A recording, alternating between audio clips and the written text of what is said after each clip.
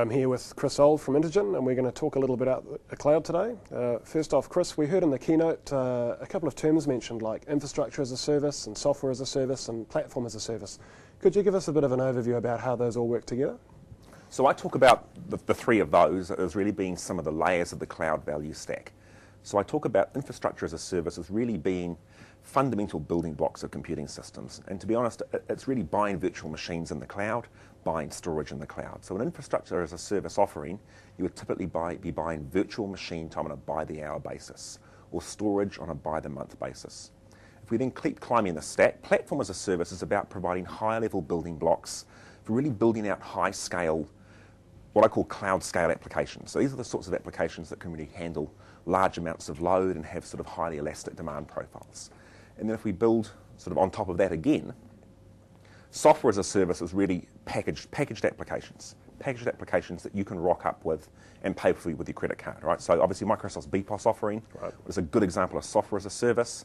Many Kiwis will understand the Xero platform, so that's something that we use at both my company MedRecruit, which is a software as a service offering as well, built on Microsoft's ASP.NET technology.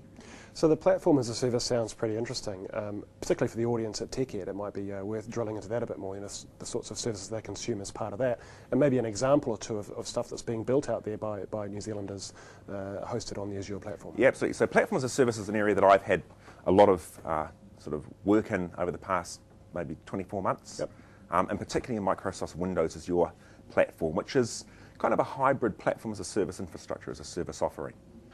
And the real opportunities I see with platform as a service are building very large-scale apps, building apps that have highly variable demand. The example that we use, sort of what I call the canonical example, is online ticketing. Right? You need to buy tickets for your sporting event.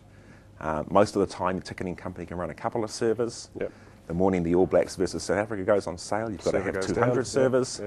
And that is impossible to solve without an ability to buy both computing time by the hour, but actually, and sort of uniquely for that one, by buying database time by the hour. And that's really something that the Windows Azure platform offers that none of the other players do. Right? So in Microsoft's SQL Azure offering, you have a high availability, pay by the day database platform, which is a very, very unique offering. You can have a high availability database for only $10 a month, which is quite unique. So that really is the elastic scenario.